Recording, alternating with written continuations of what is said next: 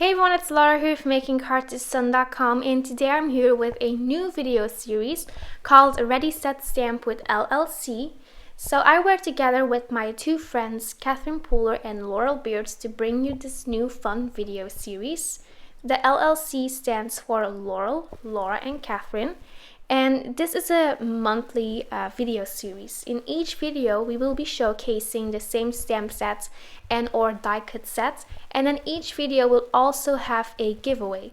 So this time we are giving away a $45 gift card to Clearly Besotted. And all you have to do is leave comments on the videos. So you have to leave a comment on my video, on Catherine's video, and then also on Laurel's video. The giveaway is open for a week, and then Laurel will draw a winner and we will announce the winner on our blogs. For our first video, we are going to be showcasing the adorable Best Birthday stamp set from Clearly Besotted. We chatted a little bit and then we decided that we would use this stamp set because we just thought it was really adorable and cute. And well, what can I say? I just love those cute little balloons and then that cat and the panda, just adorable. So I'm going to start out by stamping these balloons onto some Canson watercolor paper, and I'm going to use some archival jet black ink for that. So first I positioned those stamps onto that paper, and then I'm going to pick that up with my Misty tool. So I press that down, and then I have those stamps mounted on the Misty tool, and then I can easily ink up my stamps. So I'm pressing that down really well so the ink is all transferred, and then I'm going to do some watercoloring.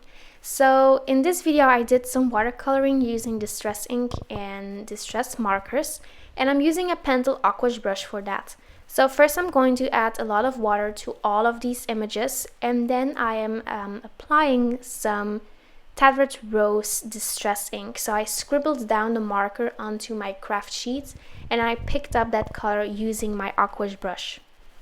Then for the pig's nose, I am going to use the Spun Sugar distress ink.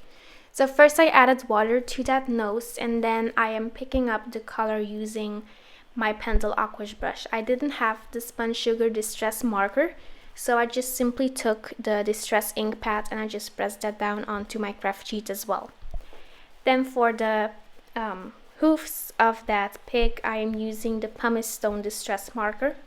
So for that panda, I wanted to add some blush to the cheeks, so I added quite a lot of water to the cheek area,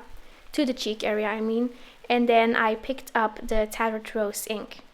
So I'm going to add some shading to that pig, and I am using a darker color for that. I am using the Spun Sugar distress ink. It just really matches the Tattered Rose perfectly. It's like a little bit darker than a Tattered Rose, so it matches perfectly. And then I wanted to add a little bit of shading to that panda, so I added a lot of water, and then I'm going to pick up that pumice stone ink using my aqua brush. And I blended that really well, so I used a lot of water because I didn't want to have like a really dark gray edge. For the cat, I'm also using pumice stone, so I added water to the cat first, and then I am applying the ink. Then for the little details of the cat, I am using Wetwood Wood distress ink. So I'm just applying that using the aqua brush. This is the medium size of the aqua brush. And then I'm also adding some shading to that cat. I didn't have a darker gray, so I'm just using the same pumice stone distress marker, but I'm just adding less water than I did before. Then I'm going to apply glossy accents to all of these images, and I shouldn't have done that because at the end I'm going to do something completely different with this card. So I could have added the glossy accents later, but I added it right now because my original plan was to adhere that piece to a standard size card, but I ended up doing something totally different, but you will see that later in the video. So I have some more of that Canson watercolor paper, and I applied a lot of water to that just to get the colors moving a little bit. I'm going to create a blue ombre piece, and I added some tumbled glass to the top of that image, and then I'm going to work my way down. So I'm going to use a darker tone first. That was the peacock feathers color, And then I'm applying Salty Ocean and then Mermaid Lagoon on the bottom of that paper. And so I'm just going to add a first base. This is always like a really light layer because it's the first layer that we added. So I'm going to heat set those colors. You could also let that air dry. And then I'm going to work my way up. So this time I started out with the darkest color. So I started out with Mermaid Lagoon and Salty Ocean, because I just discovered that was a little bit easier to create like an ombre background. So I went from the Salty Ocean to the Peacock Feathers color, and then I added a little bit more of tumbled glass at the top of that paper to blend it all out. So then I'm going to apply some water to that. I sprayed some water using a mister in my hand, and then I'm going to flick that onto that paper. I saw Christina Werner doing this multiple times, so I tried it out as well because, you know, Christina Werner is like my card making muse. I kind of learned everything from her. She's actually the reason that I started card making. So I'm using a stencil here from Winnie and Walter, and I'm going to apply some translucent embossing paste from Wendy Vecchi on there. And normally I would scrape that off, but I wanted like some little bit more of a thick star, so I didn't want it to be completely flat. So I added quite of a thick layer, and I made it a little bit even with my palette knife, and I didn't scrape off all of the excess because I wanted to have some more dimension. Then while that embossing paste is still wet, I am using some clear rock candy glitter from Tim Holtz, and you could also use embossing powder, but then you would have to heat set it, of course, and you don't have to do that with the embossing glitter. So I'm going to sprinkle off, tap off that excess, and then you will have some really cute stars. These stars will look white in the beginning, but you have to let that dry, and then they will be clear. So I let that dry overnight, and then, you know, those stars are all clear. And here I'm going to be creating a shaker card using the Fuse tool by We Are Memory Keepers. So I put that starry piece into a stamp storage pocket from Cyrus Stamp. And then I'm going to use the Fuse tool. So I am using the little fuse tip, and I let my Fuse tool heat up for about 20 minutes. So that was just really nice and hot. You have to be careful not to burn yourself though. So I'm using that ruler as a stencil, and I'm pressing down that Fuse tool kind of firmly. So you have to put a lot of pressure on there just to make sure it's all nice and sealed. If you don't press hard enough, it won't be sealed completely.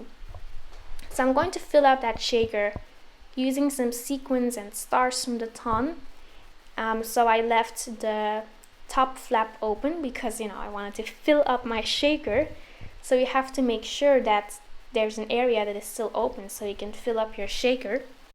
I also noticed that it's easier to fill up the shaker when you're using like a little spoon like I'm doing here. Then I wanted to add an extra border using the Fuse tool. So I'm just going back in, and I'm using that steel stencil again. So this is a little ruler, and you can make sure that you can apply that all straight. But then I decided to use it without the ruler because I just wanted a little bit more of a freehand line. By the way, as you can see, I put some cardboard behind that plastic pocket. I'm just doing that to protect my work surface. You could also use a glass plate, but I just use a little bit of cardboard. Then I'm going to trim that down a little bit so it can fit a standard size card, and I'm cutting that kind of close to the edge of where I use the Fuse tool, but it's still okay. But you have to make sure you don't cut too closely to that edge. So I'm going to adhere that piece onto a standard size white note card using my ATG, and then I cut out all of these balloons. So as you can see, I did something completely different than I did in the beginning of the video, but I could still line that up with my card, so it's okay. So I adhered those using foam adhesive, and I also wanted to add some string of that balloon. So I'm adding 3 little dots of glossy accents, and then I'm going to put the twine onto that card. So I'm just looping it here and there, and then I'm holding that down for a couple of seconds to make sure that's all adhered nicely. I'm also stamping a greeting from that Best Birthday stamp set by Clearly Besotted. I'm stamping that using some Versamark ink on some black cardstock, and I'm going to white heat emboss that using some opaque bright white embossing powder by Wow. So after I heat set that embossing powder, I cut a V-shaped banner out of that paper, and I'm adhering that piece onto the card using some foam adhesive, and then I'm using my tweezers as well just to line it up. And that finishes up my card for the first video of Ready Set Stamp with LLC. Be sure to visit my blog for more information. Thank you so much for watching. Bye bye.